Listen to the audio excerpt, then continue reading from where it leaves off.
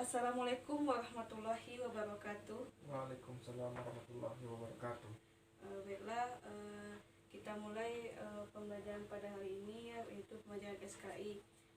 Baiklah, sebelum kita memulai pembelajaran pada hari ini, alangkah lebih baiknya kita lihat kondisi sekitar, apakah sudah bersih dari sampah atau belum. Sudah, Bu. Sudah. Baiklah, dipersilakan kepada ketua kelas untuk memimpin doa. Baiklah, sebelum kita mulai pembelajaran pada hari ini, marilah kita berdoa.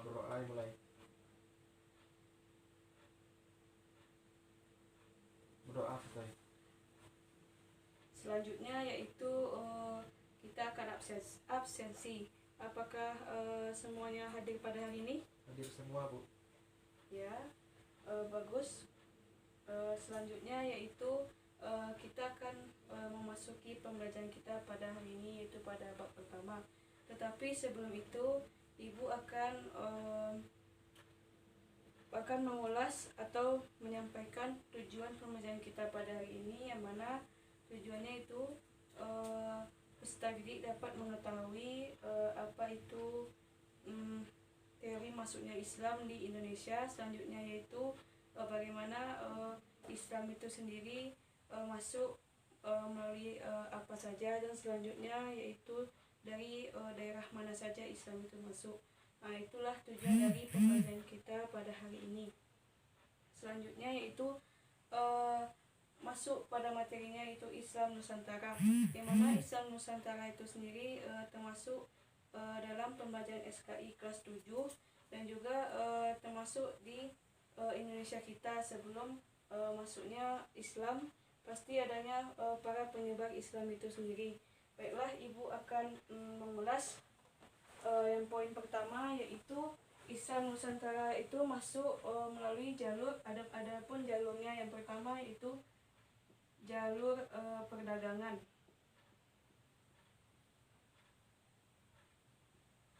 Yang mana jalur perdagangan itu sendiri itu sejak abad 7 sampai abad ke-16. Yang selanjutnya yaitu pada jalur pernikahan atau perkawinan, yang mana jalur ini sendiri yang mana adanya saudagar dari saudagar Muslim yang datang, yang mana saudagar Arab, saudagar Persia datang ke Indonesia untuk berdagang, yang mana menikahi wanita pribumi. Selanjutnya yaitu jalur pendidikan, yang mana jalur pendidikan itu sendiri yang mana yang menyampaikan pendidikan itu yaitu kiai, alim ulama, dan juga guru agama itu sendiri. Selanjutnya yaitu ya kan pertama perdagangan, perkawinan, pendidikan. Selanjutnya dari tasawuf dulu. Tasawuf, yang mana dari tasawuf itu sendiri dari cerita-cerita rakyat, yaitu cerita babat dan hikayat hidup. Itu, dan selanjutnya yang terakhir yaitu melalui jalur kesenian, yang mana kesenian itu sendiri adanya seni musik, seni pahat, seni bangunan, dan lain sebagainya, yang mana contohnya itu sendiri yang terdapat di Aceh, Cirebon, dan juga di Jawa. Baiklah, itulah tadi jalur perdagangan, itulah jalur masuknya Islam di Nusantara, terdapat 5. Selanjutnya itu Ibu akan membahas tentang teori yang terdapat dalam masuknya Islam di Indonesia atau Nusantara, yang mana adanya pertama ada 3 teori utama. Yang pertama itu teori Gujarat.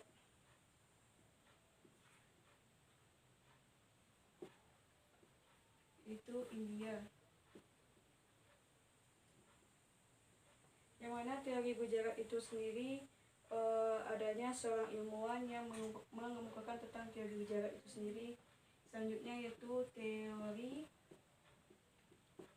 Persia. Dan yang terakhir itu teori Mekah.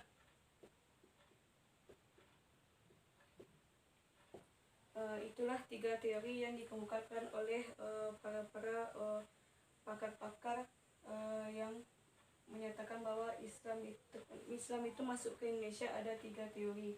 Baiklah, sampai di sini apakah ada pertanyaan? Ada, Bu. Ya, dipersilahkan. Pada abad keberapa para ahli mengemukakan teori tersebut?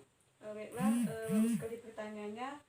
Mana teori dari ketiga teori ini sendiri? Yang pertama, teori Gujarat itu pada abad ke-7. Kalau Persia itu sendiri, bukan abad ke-7 ya, abad ke-13. Maaf, terbalik. Selanjutnya teori Persia yaitu abad ke-13 juga. Dan terakhir teori Mekah itu yaitu abad ke-7. Yang mana dapat kita simpulkan teori yang mana teori Mekah inilah dahulunya Islam masuk ke Indonesia, yaitu saudagar dari Arab, yaitu saudagar dari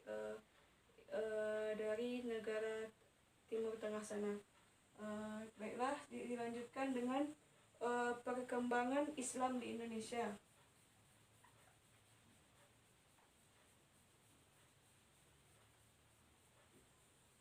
Yang mana perkembangan Islam di Indonesia, perkembangannya yaitu yang pertama dari Sumatera. Sumatera itu sendiri yaitu pada abad ke-13. Selanjutnya itu dari Jawa. Dan selanjutnya yaitu dari Sulawesi, yaitu pada abad ke-16. Ananda, itulah tadi Ibu jelaskan tentang Islam, perkembangannya dari berbagai daerah, yaitu Sumatera, Jawa, dan Sulawesi. Maaf tadi menuliskan Sumatera itu 13, seharusnya itu pada abad 7 Masehi, dan juga Sulawesi 16 pada abad 16 Masehi. Baiklah, itu yang dapat Ibu jelaskan, dan juga lebih lengkap atau detailnya Ibu akan menampilkan sebuah video. Disimak ya Anda sekalian. Ada beberapa teori masuknya agama Islam ke Indonesia, yaitu teori Gujarat, Persia, dan teori Makkah. Teori Gujarat. Tokoh yang mensosialisasikan teori ini kebanyakan adalah sarjana dari Belanda. Sarjana pertama yang mengemukakan teori ini adalah J. Pijnapel dari Universitas Leiden. Menurutnya, yang menyebarkan Islam ke Indonesia adalah pedagang Gujarat yang telah memeluk Islam. Teori Pijnapel ini diamini dan disebarkan oleh seorang orientalis terkemuka Belanda, yaitu Snouck Hugronje. Menurutnya, Islam telah lebih dulu berkembang di kota-kota pelabuhan anak benua India. Orang Gujarat telah lebih awal membuka hubungan dagang dengan Indonesia dibandingkan pedagang Arab.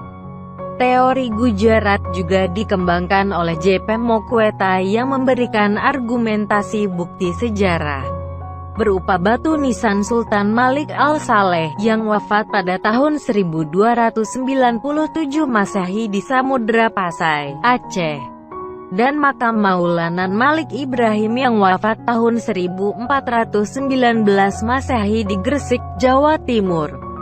Menurutnya, batu nisan Sultan Malik As-Saleh dan makam Maulana Malik Ibrahim memiliki bentuk yang sama dengan batu nisan yang terdapat di daerah Kambai, Gujarat.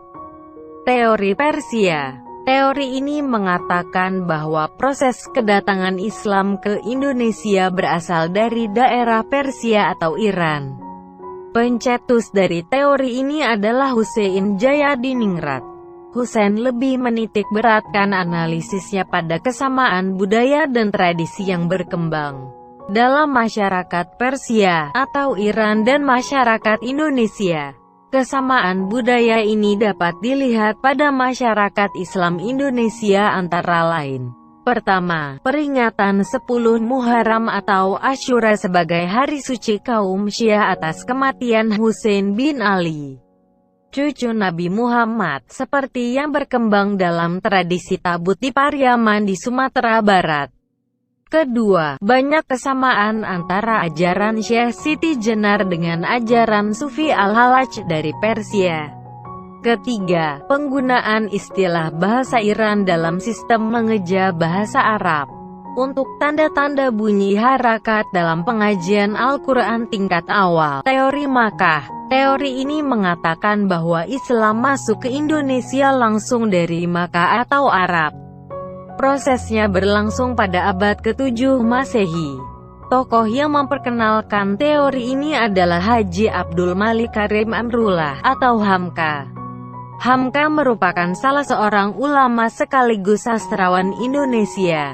Argumentasi yang dijadikan bahan rujukan Hamka adalah sumber lokal Indonesia dan sumber dari Arab.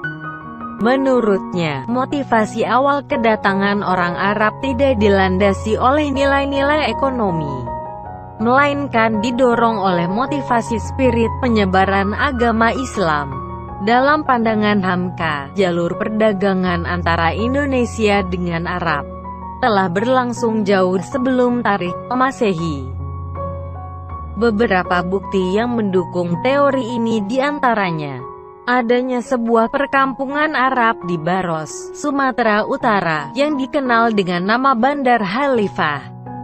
Digunakannya gelar Al-Malik pada raja-raja Samudra Pasai seperti budaya Islam di Mesir. Selain itu, di Samudra Pasai mazhab yang terkenal adalah mazhab Syafi'i. Mazhab ini juga terkenal di Arab dan Mesir pada saat itu. Terdapat fakta menarik dalam hal pelayaran bangsa Arab yang ditulis oleh T.W. Arnold. Dinyatakan bahwa bangsa Arab sejak abad kedua sebelum Masehi telah menguasai perdagangan di Ceylon. Dalam penjelasan kepustakaan Arab kuno pun menyebutkan Al-Hind, yang berarti India. Dan Indonesia pun disebut sebagai pulau-pulau Cina. Bila benar telah ada hubungan antara bangsa Arab dengan Indonesia sejak abad kedua sebelum Masehi, maka itu berarti bahwa bangsa Arab merupakan bangsa asing pertama yang datang ke Nusantara. Itulah video yang Ibu tampilkan kepada Ananda, yang mana itu tentang Islam Nusantara dan perkembangannya. Dan selanjutnya, siapa yang dapat menyimpulkan pembelajaran kita pada hari ini? Ya, dipersilahkan. Kesimpulannya, Islam Nusantara itu penyebarannya pertama di Indonesia melalui perdagangan pada abad ke-7 sampai 16 Masehi. Yang kedua melalui perkawinan, yang ketiga pendidikan, yang keempat tasawuf, yang kelima kesenian. Kalau teori masuknya Islam ke Indonesia itu ada 3. Yang pertama teori Gujarat, yang kedua teori Persia, yang keempat teori Makkah. Baiklah, terima kasih kepada Ananda yang telah menyimpulkan pelajaran kita pada hari ini. Baiklah, sampai di sini pelajaran kita pada hari ini karena waktu telah habis, dan juga Ibu akan memberikan tugas kepada Ananda yaitu PKS halaman 20, dan juga kita ulangan minggu besok tentang ini supaya melatih Ananda lebih giat belajar. Baiklah, kita akhiri dengan wabillahi taufiq wal hidayah. Assalamualaikum warahmatullahi wabarakatuh.